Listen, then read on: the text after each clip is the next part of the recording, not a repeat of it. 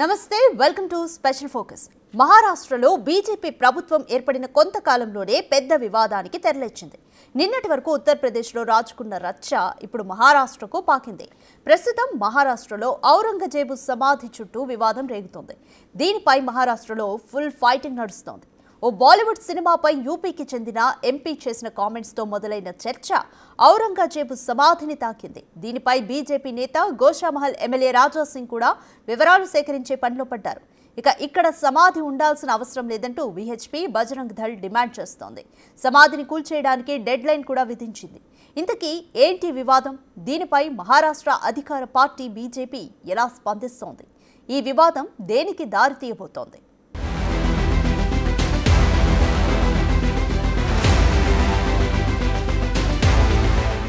మహారాష్ట్రలోని ఛత్రపతి సంభాజీనగర్, గతంలో దీన్ని ఔరంగాబాద్ అని పిలిచేవారు. అయితే ఇప్పుడు ఇక్కడున్న ఔరంగజేబు సమాధి తొలగింపు అంశం తీవ్రమైన వివాదం రేపుతోంది. దీన్ని త్వరగా తొలగించాలని బజరంగ్ దళ్, విశ్వ హిందూ పరిషత్లు మహారాష్ట్ర ప్రభుత్వాన్ని డిమాండ్ చేస్తున్నాయి. ఈ వివాదం నేపథ్యంలో సమాధి వద్ద భారీ భద్రత కట్టుదిట్టం చేశారు. విశ్వ హిందూ పరిషత్తో పాటు గోవా ప్రాంతీయ మంత్రి గోవింద్ షిండే ఔరంగజేబు సమాధి బానిసత్వానికి చిహ్నంగా అభివర్ణించారు. ఔరంగజేబు ఛత్రపతి సంభాజీ మహారాజ్ను 40 రోజుల పాటు హింసించి చంపాడని ఆరోపించారు. అంత క్రూరమైన పాలకుడి గుర్తులు ఈ ప్రాంతంలో ఎందుకు అలాగే ఉండాలని ప్రశ్నించారు. మరోవైపు క్రూరమైన ఔరంగజేబు అనాగరిక ఆలోచనలు కీర్తించే వారిపైన కూడా కఠినంగా చట్టపరమైన చర్యలు తీసుకుంటామని మహారాష్ట్ర ముఖ్యమంత్రి దేవేంద్ర ఫడ్నవీస్ ఓ కార్యక్రమంలో ఆరడం పెద్ద చర్చకు దారితీసింది. ఈ మాట తర్వాత మహారాష్ట్ర అంతా హిందూ సంస్థలు భారీ నిరసనలకు పిలుపునిచ్చాయి. మార్చి 17న బజరంగ్ దళ్, విశ్వ హిందూ పరిషత్ సంస్థ కార్యకర్తలు ఔరంగజేబు సమాధిని తొలగించాలని డిమాండ్ చేస్తూ మహారాష్ట్ర అంతా నిరసనలు నిర్వహించాయి. ఈ సమావేశంలో మొఘల్ ఆక్రమణదారుల దిష్టిబొమ్మలు కూడా దహనం చేశారు. నాగ్పూర్లో కూడా ఛత్రపతి శివాజీ మహారాజ్ విగ్రహం ముందు బజరంగ్ దళ్ కార్యకర్తలు నిరసన తెలిపారు. ఈ మధ్యలో తెలంగాణలోని గోషమాలకు చెందిన బీజేపీ ఎమ్మెల్యే, హిందూ నేత టి రాజా సింగ్ కూడా సమాధిని తొలగించాలని డిమాండ్ చేశారు. తాను విహెచ్పీ, బజరంగ్ దళ్ డిమాండ్లకు మద్దతిస్తున్నట్టు ప్రకటించారు. అంతకుముందు మార్చి 15న రాజా సింగ్ కేంద్ర మంత్రి గజేంద్ర సింగ్ షెకావత్ కు దీనికి సంబంధించి ఓ లేఖ కూడా రాశారు. ఛత్రపతి సంభాజీ నగర్ జిల్లాలో ఉన్న మొఘల్ చక్రవర్తి ఔరంగజేబు సమాధి నిర్వహణ కోసం భారత పురావస్తు సర్వేకు కేటాయించిన ఖర్చు వివరాలు కోరారు. ఈ లేఖలో సమాధి నిర్వహణ, భద్రత, ఇతర సంబంధిత ఖర్చులతో సహా గత సంవత్సరాల్లో చేసిన అన్ని ఖర్చుల వివరాలు వర్గీకరించమని అభ్యర్థించారు.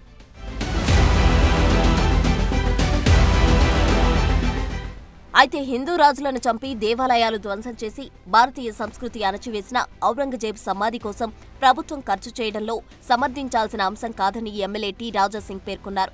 భారతీయ రాజులకు ఎన్నో బాధలు కలిగించిన నియంత సమాధి నిర్వహణకు ట్యాక్స్ పేయర్ల డబ్బులో ఒక్క రూపాయి కూడా ఖర్చు చేయకూడదని, దీనిని వెంటనే ఆపాలంటూ రాజా సింగ్ డిమాండ్ చేశారు. మరోవైపు బజరంగ్ దళ్ నాయకులు మాట్లాడుతూ ఈ సమాధి వెంటనే కూల్చేయకపోతే బాబ్రీ మసీదుకు పట్టిన గతే పడుతుందని హెచ్చరించారు. ఔరంగజేబు సమాధి వద్ద ప్రార్థనలు జరుగుతున్నాయని, సంభాజీ హంతకుడి సమాధి నిర్మాణం జరుగుతోందని, అటువంటి సమాధుల వద్ద ప్రార్థనలు చేస్తే సమాజం కూడా అలాగే మారిపోతుందని అన్నారు. విశ్వ హిందూ పరిషత్, బజరంగ దళ్ ఆ సమాధిని తొలగించే వరకు పోరాటం ఆపనని తెలిపారు. ఇక హిందూ సమాజం తన ఉనికి కోసం నిరసన తెలిపితే ఏం జరుగుతుందో ఇప్పటికే రుజువైందని, అయోధ్యలో బాబ్రీ నిర్మాణం తొలగించడానికి ఏం జరిగిందో అందరం చూశామని, ప్రభుత్వం సమాధి తొలగించకపోతే మేము కరసేవే చేయాల్సి వస్తుందని అన్నారు. అయితే మహారాష్ట్రలో ప్రతిపక్షంగా ఉన్న శివసేన ఉద్ధవ్ వర్గ నేత సంజయ్ రౌత్ సమాధి వివాదంపై బీజేపీ నాయకులపై మండిపడ్డారు. ఔరంగజేబు సమాధి మరాఠాల దైవ సాహసాలకు ఓ స్మారక చిహ్నమని గుర్తు చేశారు. శివాజీ మహారాజ్ మరాఠా సైనికులు ఆక్రమణదారులతో ఎలా పోరాడారో ఇది రాబోయే తరాలకు తెలియజేస్తుందన్నారు. మరోవైపు కాంగ్రెస్ కూడా దీనిపై స్పందించింది. సమాధి తొలగించడం ద్వారా బీజేపీ సాధించేది ఏంటని ప్రశ్నించారు. బజరంగ్ దళ్, బీహెచ్పీకి ఏమీ పని లేదని, మహారాష్ట్ర ప్రజలు ప్రశాంతంగా జీవించడం వారికి ఇష్టం లేదని అన్నారు. వీళ్లంతా కలిసి రాష్ట్రంలో అభివృద్ధి అడ్డుకోవాలని చూస్తున్నారని మండిపడ్డారు. ఔరంగజేబు ఇక్కడ 27 సంవత్సరాలు నివసించాడని, అయినా రాష్ట్రాన్ని ఏమీ చేయలేకపోయాడని, ఇప్పుడు ఆయన సమాధి తొలగించిన తర్వాత విహెచ్పీకి, బజరంగ్ దళకు ఏమొస్తుందని ప్రశ్నించారు.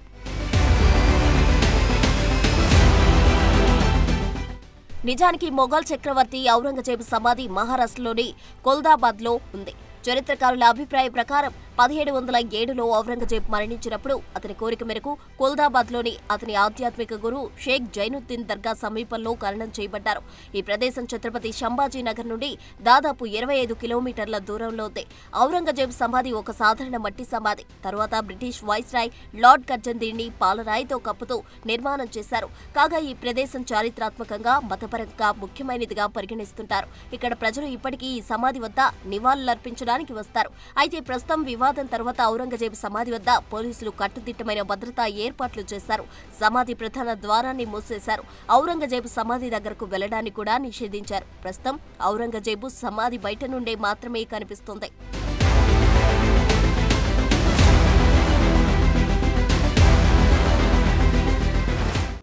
భారతీయులకు మనోభావాలు చాలా ఎక్కువ. అందుకే సినిమా తెరల్లో ఉన్న కంటెంట్తో కూడా మన అభిప్రాయాలపై భారీ ప్రభావాన్నే చూపిస్తుంది.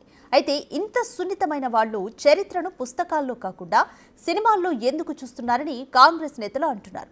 నిజానికి ఈ వివాదం కూడా ఒక సినిమాతోనే మొదలైంది. దానిపై స్పందించినందుకు ఒక ఎమ్మెల్యేని కూడా అసెంబ్లీ సెషన్ నుండి సస్పెండ్ చేశారు. ఏకంగా యూపీ ముఖ్యమంత్రి సైతం ఆ ఎమ్మెల్యేకి పెద్ద వార్నింగ్ ఇచ్చారు.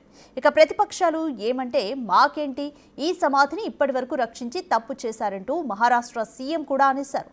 మరిప్పుడు ఏం జరగబోతోంది?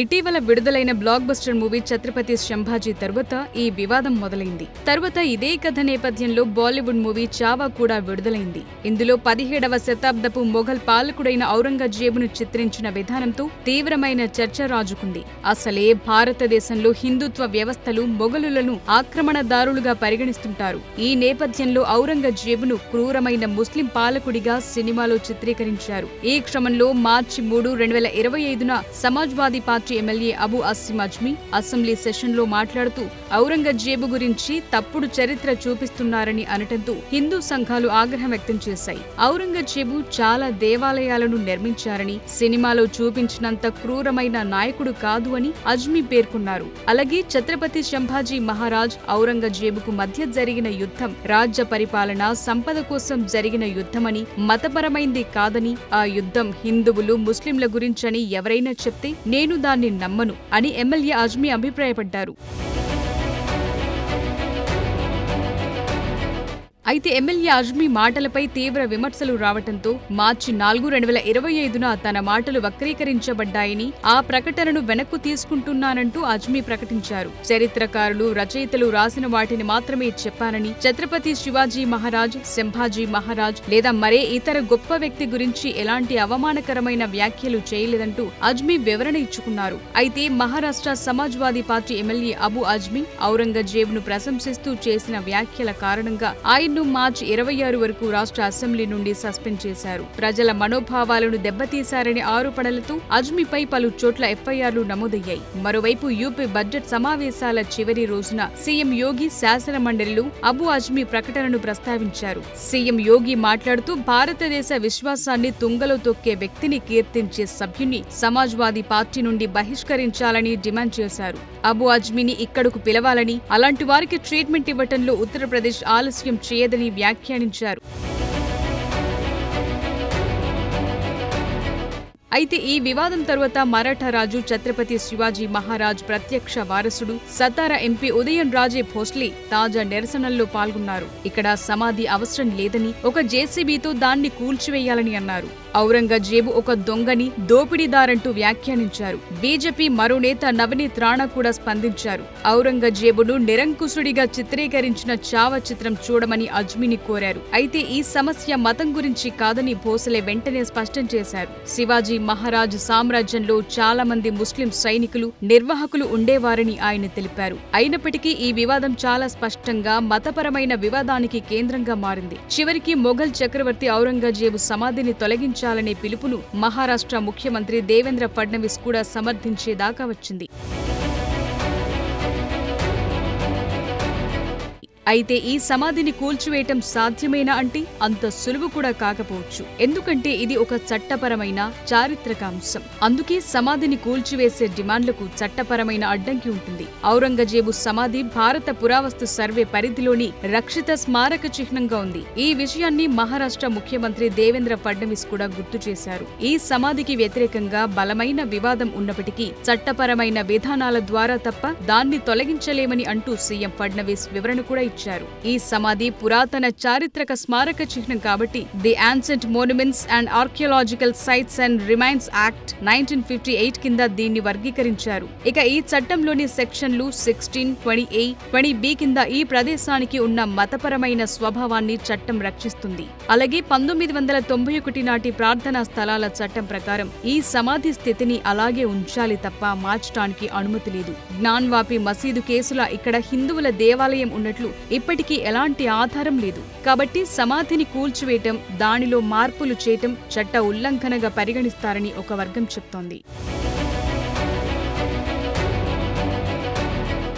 అయితే ఔరంగజేబు వారసత్వ రాజకీయాల్లో వేడి పుట్టించడం కొత్తేమీ కాదు. 1980ల చివరిలో ఔరంగజేబ్ను తీవ్రంగా విమర్శించింది శివసేన వ్యవస్థాపకుడు బాల్ ఠాక్రే. ఔరంగాబాద్ను సంభాజీ నగర్గా మార్చాలనే ప్రచారం అప్పటి నుండి నడుస్తుండగా 2022లో ఏక్నాథ్ షిండే ప్రభుత్వం ఈ డిమాండ్ను నెరవేర్చింది. ఫడ్నవీస్ వంటి బీజేపీ నేతలు నిరసనకారులను ఔరంగజేబ్కి ఔలాద్ అని పిలిచిన సందర్భాలు కూడా చాలానే ఉన్నాయి. 2023 జూన్లో వంచిత్ బహుజన్ అఘాడీ అధ్యక్షుడు ప్రకాష్ అంబేద్కర్ సమాధిని సందర్శించి పుష్పగుచ్చాలు సమర్పించిన సందర్భంలో కూడా వివాదం రాజుకుంది. అయితే ఔరంగజేబు ఇక్కడ 50 సంవత్సరాలు పరిపాలించిన మొఘల్ చక్రవర్తి అని, మనం చరిత్రను తుడిచిపెట్టలేమని ప్రకాష్ అంబేద్కర్ ఆ సందర్భంగా వెల్లడించారు. ఇక కాంగ్రెస్ జాతీయ అధికార ప్రతినిధి అతుల్ లోండే పాటిల్ ప్రస్తుత పరిస్థితిపై తీవ్రంగా స్పందించారు.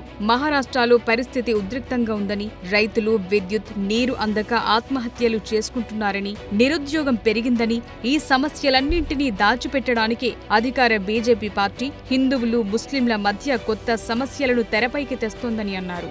మరోవైపు ఔరంగాబాద్లో ఔరంగజేబు సమాధిని బద్దలు కొట్టాలనే డిమాండ్పై ఉత్తరప్రదేశ్ సంభల్కు చెందిన శ్రీ కల్కి ట్రస్ట్ వ్యవస్థాపకుడు ఆచార్య ప్రమోద్ కృష్ణ మాట్లాడుతూ, భారతీయ సనాతన ధర్మం శత్రువు సమాధిని కూడా బద్దలు కొట్టడానికి అనుమతించదని పేర్కొన్నారు.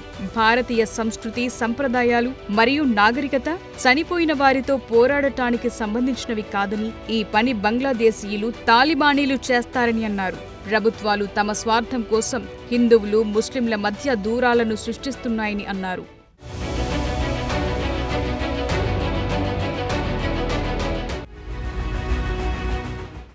స్పెషల్ ఫోకస్లో షార్ట్ బ్రేక్ తీసుకుందాం.